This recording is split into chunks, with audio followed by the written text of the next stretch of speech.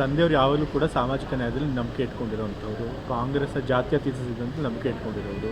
ಅದೇ ಸಿದ್ಧಾಂತಗಳಲ್ಲಿ ಸತೀಶ್ ಜಾರಕಿಹೊಳಿ ಅವರು ಕೂಡ ನಂಬಿಕೆ ಇಟ್ಕೊಂಡು ಅದೇ ಪ್ರಕಾರ ನಡ್ಕೊಂಡು ಹೋಗ್ತಿರೋರು.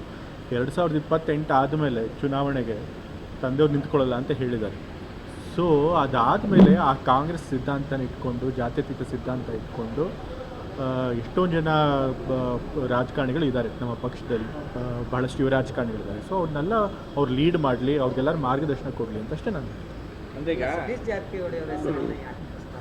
ಯಾಕೆ ಹೇಳಿದೆ ಅಂತಂತಂದರೆ ಅವರು ಕೂಡ ಅದೇ ಸಿದ್ಧಾಂತಗಳಲ್ಲಿ ನಂಬಿಕೆ ಇಟ್ಕೊಂಡಿರೋರು.